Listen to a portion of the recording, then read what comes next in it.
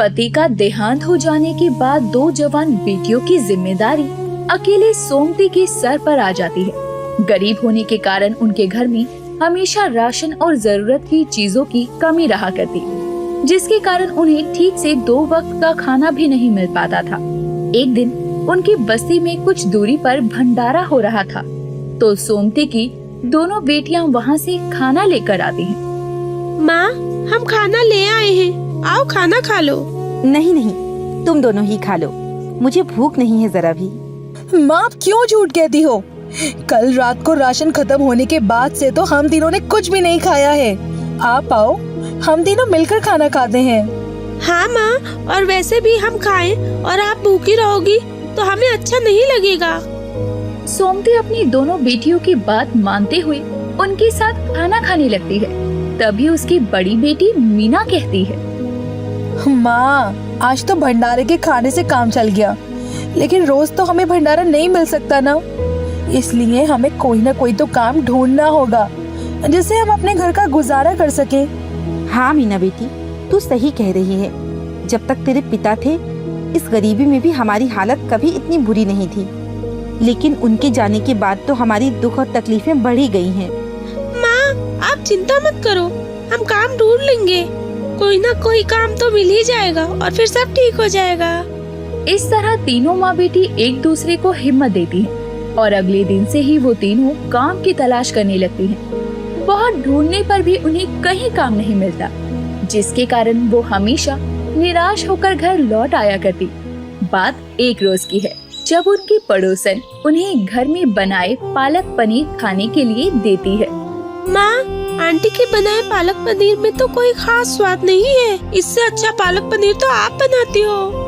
बिल्कुल सही कहा रजनी ने, लेकिन पैसों की तंगी के चलते अब हमारे नसीब में कहाँ है पालक पनीर खाना। ऊपर से कोई काम भी तो नहीं मिल रहा।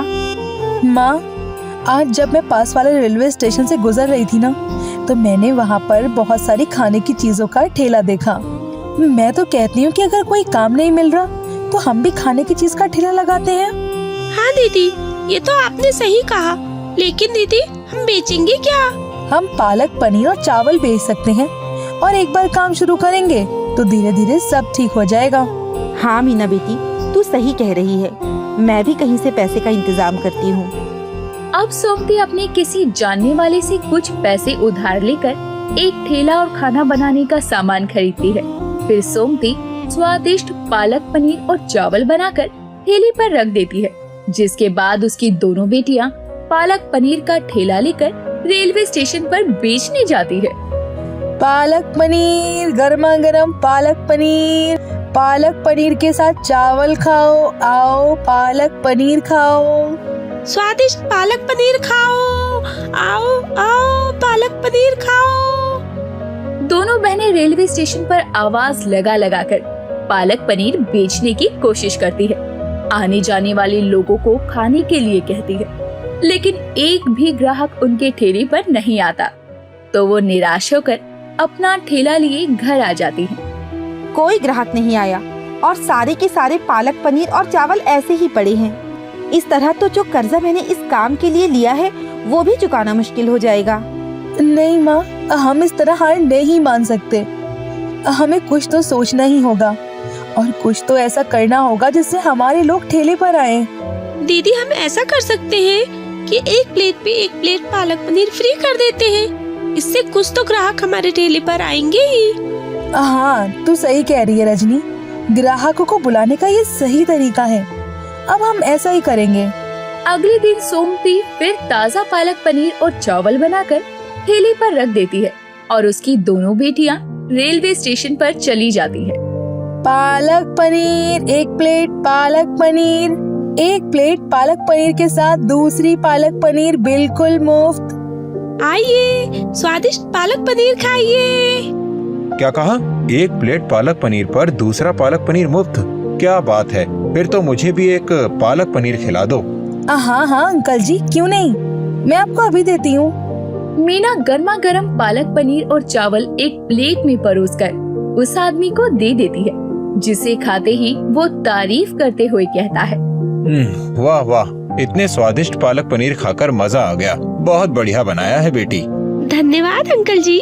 कुछ ही देर में वो आदमी 2 प्लेट पालक पनीर चावल खाकर उन्हें पैसे देकर चला जाता है और फ्री के चक्कर में उनके ठेले पर लोग आने शुरू हो जाते हैं। अब धीरे धीरे दिन बीतते हैं और फ्री खाने के चलते लोग उनके ठेले पर पालक पनीर चावल खाने के लिए और भीड़ लगाना शुरू कर देते हैं और इस तरह 2 महीने हो जाते हैं। और एक रोज जब दोनों पैसों का हिसाब किताब कर रही थी तो सोमती कहती है, तो इस महीने कुछ फायदा हुआ या नहीं?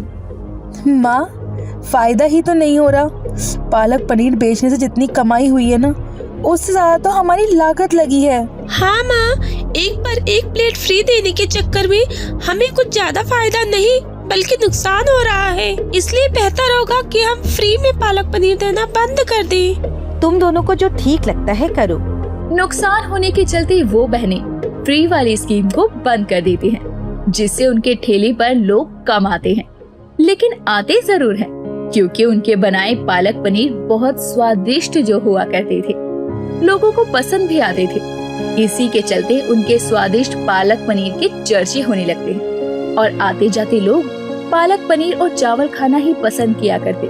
ग्राहकों की भीड़ बढ़ने से अब उनकी कमाई ज्यादा होने लगती है, साथ ही उनकी आर्थिक स्थिति भी धीरे धीरे ठीक होने लगी थी। तभी एक दिन जब सोमती खाना बना रही थी, माँ, पनीर तो और महंगा होते जा रहा है। हाँ, महंगाई भी तो आसमान छू रही है, तो खाने की चीजों पर तो असर पड़ेगा ही।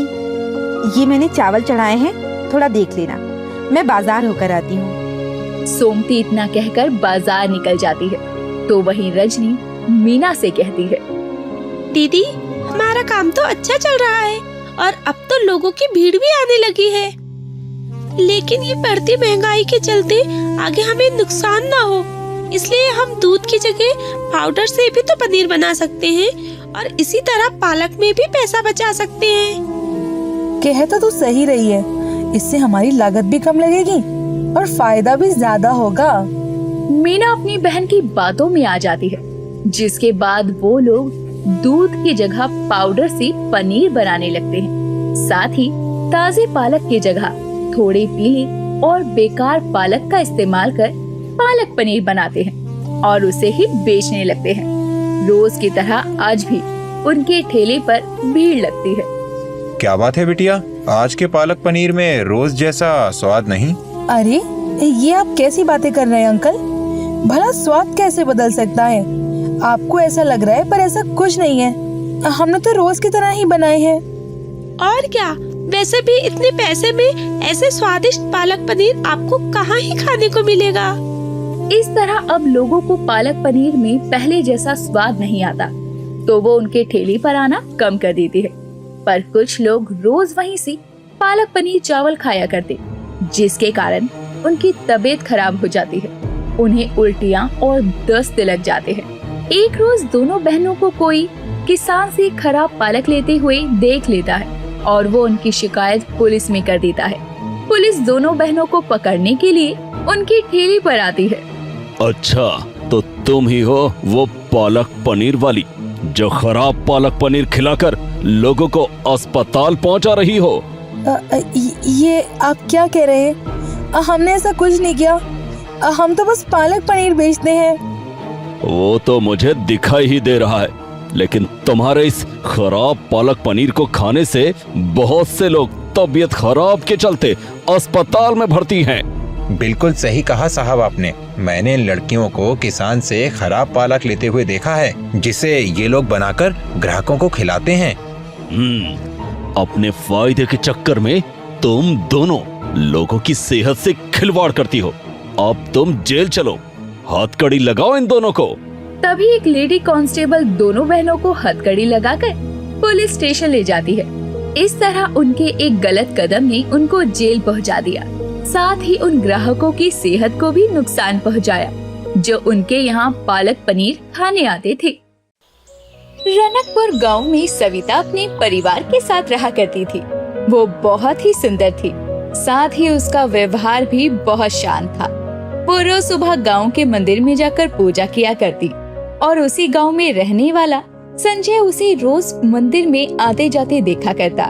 एक रोज वो उससे रास्ता रोक कर कहता है, मुझे तुमसे कुछ जरूरी बात करनी है सविता। ऐसी भी क्या बात करनी है तुम्हें? और तुम मुझे ऐसे रोज रोज क्यों घूरने आ जाते हो रोज? यानी तुम जानती थी कि मैं तुम्हें देखता हूँ। अब तुम मुद्दे की बात पर आओगे या मैं घर जाऊँ? नहीं नहीं, मुझे ये कहना था कि मैं तुम्हें पसंद करने लगा हूँ, प्यार करने लगा हूँ तुमसे। उसकी ये बात सुनकर सविता शर्मा कर वहाँ से चली जाती है, क्योंकि उसके दिल में भी संजय के लिए कहीं न कहीं वही एहसास थे जो कि संजय के दिल में उसके लिए। इस तरह दोनों एक दूसरे के साथ समय बिताने लगते हैं और उनके बीच में प्यार बढ़ता जाता है। दोनों अपने अपने घर में एक दूसरे के बारे में बताते हैं तो उनके माता पिता उनकी शादी के खिलाफ होते हैं। ऐसे में दोनों परेशान हो जाते हैं। संजय, अब हमारा क्या होगा? क्या हम कभी साथ नहीं रह पाएंगे? ऐसा मत कहो सविता, मैं तुम्हारे बिना नहीं जी सकता। मैं भी तुम्हारे अलावा किसी से शादी नहीं करना चाहती, लेकिन अपने माता पिता के खिलाफ कैसे जा सकते हैं? अगर हमें साथ रहना है तो हमारे पास एक ही रास्ता है, हम भागकर शादी कर लेते हैं। ये तुम क्या कह रहे हो भला? हम ऐसा कैसे कर सकते हैं? मैं ऐसा इसलिए कह रहा हूँ कि एक बार शादी हो जाने के बाद हमारे माता पिता किसी और से हमारी शादी के लिए जबरदस्ती नहीं कर सकते। मेरी बात मानो, यही सही है। सविता संजय से बहुत प्यार करती थी, इसीलिए वो उसकी बात मान जाती है और दोनों भागकर शादी कर लेती हैं। ये बात जब उनके घर वालों और गांव वालों को पता चलती है तो वो उन्हें अपनाने की जगह उन्हें गांव से निकाल देते हैं। दोनों दुखी होकर दूसरे गांव में एक टूटे फूटे मकान में किराए पर रहना शुरू कर देते हैं। सुनो, जल्दी ही हमें कोई काम ढूंढना होगा, वरना हमारा गुजारा करना मुश्किल हो जाएगा। वैसे भी हमारे पास जो पैसे थे वो इस घर के किराए में चले गए हैं। हाँ, मैं समझता हूँ हमारे साथ रहने के फैसले के कारण ये सब हो गया, लेकिन तुम चिंता मत करो और हिम्मत रखो, मैं जल्द ही कोई काम ढूंढ लूंगा। हाँ बिल्कुल, और मैं तुम्हारी मदद करूँगी। अगले दिन संजय गांव में काम की तलाश में निकल जाता है। कड़ी दोपहरी में भटकने के बाद उसे एक राशन की दुकान पर काम मिल जाता है। अब संजय रोज मेहनत से दुकान पर काम करता। लगभग 1 महीना बीत चुका था। ऐसे में संजय की जो पगार आती है वो घर के किराए और राशन में खर्च हो जाया करती है। ऐसे में सविता अपने पति का हाथ बटाने के लिए पकोड़े बनाकर बाजार में बेचना शुरू करती है। गरम गरम पकोड़े खाओ, आलू प्याज गोभी के पकोड़े, गर्मा गरम पकोड़े खाओ। अरे वाह, क्या बढ़िया खुशबू आ रही है पकोड़ों की। जरा एक प्लेट प्याज के पकोड़े देना। जी जी भाई साहब, अभी देती हूँ बस। पहले दिन के हिसाब से सविता के बनाए पकोड़ों की ज्यादा बिक्री नहीं होती और शाम होते ही वो ठेला लेकर घर पहुँचती है। कुछ ही देर में जब संजय घर लौटता है और मुंह हाथ धोकर खाना खाने बैठता है तो प्लेट में पकोड़ों को देखकर कहता है, तुमने आज खाने में पकोड़े भी बनाए हैं? नहीं, वो ये पकोड़े मैंने बेचने के लिए बनाए थे, लेकिन पहले ही दिन था इसलिए सारे बिके नहीं। इन्हें बर्बाद करने से अच्छा है इसे हम खा लेंगे। सविता, गरीबी के चलते मेरे साथ साथ तुम्हें भी इतनी मेहनत करनी पड़ रही है। तो क्या हुआ संजय, वैसे भी पति का हर हालत में साथ देना ही तो पत्नी का धर्म है ना। अब खाना खा लीजिए, तो वैसे भी बहुत रात हो चुकी है। अब बीतते समय के साथ जहाँ संजय दुकान में मेहनत करता तो वहीं सविता तरह तरह की पकोड़ी बनाकर बेचने लगती है और उसके स्वादिष्ट पकोड़े खाने के लिए अब लोगों की संख्या भी बढ़ने लगती है। और एक समय ऐसा आता है जब पकोड़े खाने के लिए उसके ठेले पर बहुत भीड़ लगनी शुरू हो जाती है, जिसके चलते बाजार में पकोड़े की दुकान लगाने वाली कांता को बहुत जलन होती है। देखो तो सही इस नासपिटी को, जब से इसने बाजार में पकोड़े बेचना शुरू किया है तब से इसके ठेले पर हमेशा ही भीड़ लगी रहती है और मेरी दुकान की तरफ तो लोग मुड़कर भी नहीं देखते। इसका तो कुछ करना पड़ेगा। जलन के चलते अगले दिन जब सविता अपना ठेला लेकर पहुंचती है, कांता एक लाठी लेकर उसके ठेले को तहस नहस करने लगती है। हे भगवान, अरे ये तुम क्या कर रही हो? मेरे ठेले को क्यों तोड़ रही हो? मैं कहती हूँ हटो यहाँ से, हटो। हटेगी तो तू यहाँ से। इस बाजार में ठेले वाले के लिए जगह नहीं है, अपना टूटा ठेला लेकर निकल यहाँ से।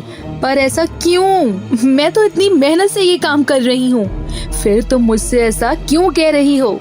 जाती है या ये सब सामान उठाकर फेंक दूं मैं? बाजार के सभी लोग सविता को घूर रहे थे।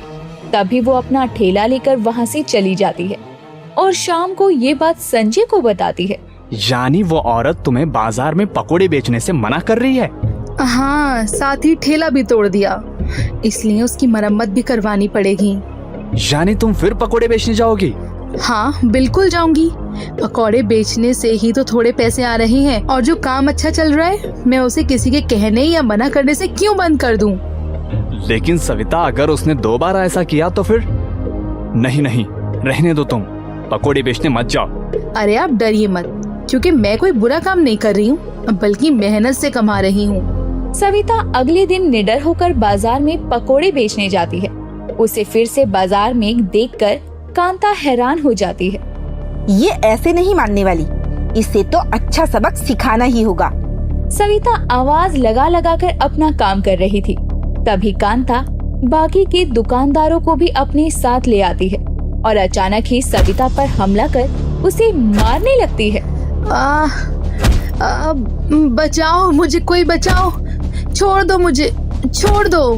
बाजार में आते जाते लोग सविता की ये हालत देख रहे थे। कोई भी उसकी मदद के लिए आगे नहीं बढ़ता। तो उधर राशन की दुकान पर संजय को सविता की चिंता सताने लगती है।